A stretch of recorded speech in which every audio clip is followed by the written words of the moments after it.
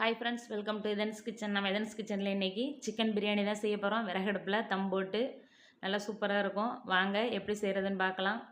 அதுக்கு ஒரு பிரியாணி சட்டி அடுப்பத்தை வச்சுட்டேன். அதில் ஒரு 3 ஸ்பூன் சன்ஃப்ளவர் ஆயில் சேர்த்துக்கிறேன். 2 ஸ்பூன் நெய் சேர்த்துக்கிறேன். கூடவே நமக்கு தாளிக்கிறதுக்கு பட்டை, கிராம்பு, ஏலக்காய் எல்லாம் சேர்த்துக்கிட்டாச்சு. ஒரு 3 பல்லாரி நல்லா நீல வாக்கில் நைஸாக அரிஞ்சிருக்கேன், அதையும் சேர்த்துக்கிறேன். சேர்த்து நல்லா வதக்கிக்கிடுவோம். வெங்காயம் நல்லா செவந்து வரையில் 4 பச்சை மிளகாய் குறுக்க கட் பண்ணியிருக்கிறேன், அதையும் உள்ளே சேர்த்துக்கிறேன். நல்லா வதக்கி விட்டுக்குவோம். இப்போ 1 கிலோ கறி, 3 ஸ்பூன் இஞ்சி பூண்டு பேஸ்ட்டு சேர்த்துக்கிறேன். சேர்த்து தக்காளி சேர்க்குறதுக்கு முன்னே இஞ்சி பூண்டு பேஸ்ட்டு சேர்த்துக்கணும். அப்போ தான் நல்லாயிருக்கும், டேஸ்ட்டு நல்லாயிருக்கும், நல்லா வாசமாகவும் இருக்கும் பிரியாணி. இதுமாதிரி நல்லா வதக்கி விட்டுட்டு இப்போ 3 தக்காளி நல்லா பொடியாக நறுக்கியிருக்கேன், அதையும் உள்ளே சேர்த்துக்கிறேன்.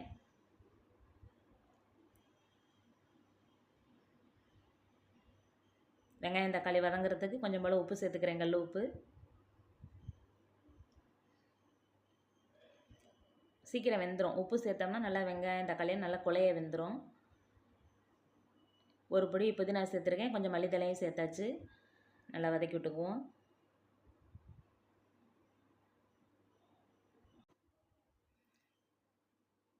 இப்போ 1 ஸ்பூன் மிளகாய் பொடி சேர்த்துக்கிறேன். 2 ஸ்பூன் பிரியாணி மசாலா சேர்த்துருக்கேன், அது வீடியோவில் கவர் ஆகலை. இப்போ கழுவி வச்சுருக்க சிக்கனையும் சேர்த்துக்கிறேன். 1 kilo chicken, 1 kilo basmati rice எடுத்துருக்கிறேன். இப்போ 1 ஸ்பூன் மஞ்சள் பொடி சேர்த்து சிக்கனை நல்லா வதக்கி விட்டுக்குவோம்.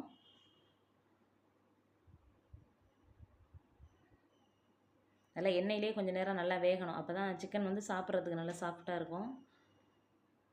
இப்போ 10 ரூபா பாக்கெட்டு, ஒரு பாக்கெட்டு தயிர் சேர்த்துக்கிறேன்.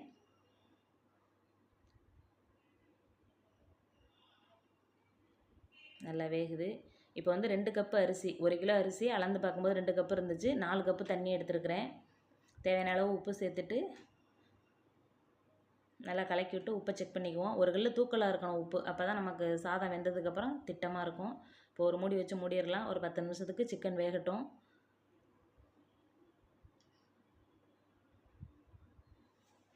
விறகடுப்பில் செய்யும்போது நல்ல பிரியாணி நல்லா டேஸ்ட்டாகவும் இருக்கும், நல்லாவும் இருக்கும். இப்போ திறந்து பார்த்துடலாம். நல்லா சிக்கன் வெந்துருச்சு பாருங்கள்.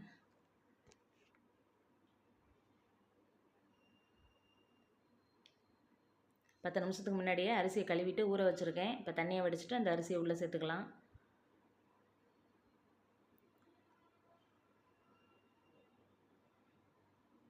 நல்லா கலந்து விட்டுக்கணும். அரிசி ஊறி இருக்கிறதுனால கரண்டியை போட்டு நல்லா கிண்டனோம்னா அரிசி உடஞ்சிரும்.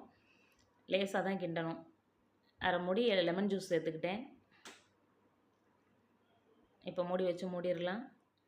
உடனே வெந்துடும் அரிசி போட்டோடனேயும். பாருங்கள், அதுக்குள்ளேயும் அரைப்பா தான் வெந்துருச்சு.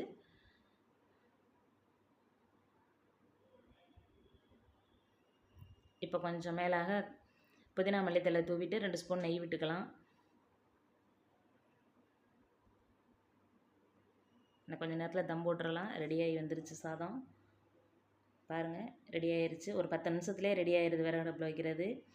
இப்போ வாழை இலையை குறுக்க நறுக்கிட்டு, வாழை இலை எதுக்கு போடுறோன்னா நம்ம மூடி வச்சு மூடும்போது வேர்த்து தண்ணி சாதத்தில் ஊற்றி போயிடும். அதுக்காகத்தான் இந்த மாதிரி குறுக்க கட் பண்ணிவிட்டு சாதத்தில் தண்ணி நேரடியாக ஊற்றாத அளவுக்கு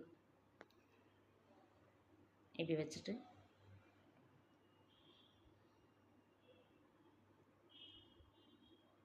மூடி போட்டு மூடிட்டு ஒரு சட்டியில் வெந்நீர் காய வச்சு அந்த தண்ணியை தான் நாங்கள் வெயிட் வச்சோம் மேலே. ஒரு 7 நிமிஷத்துலேருந்து 10 நிமிஷம் ஆகும். தீயை சுத்தமாக ஆஃப் பண்ணியாச்சு. அடுப்பில் இருக்க நெருப்பு மட்டும்தான். பாருங்கள், ஒரு 7 நிமிஷம்தான் இருக்கும் வச்சு.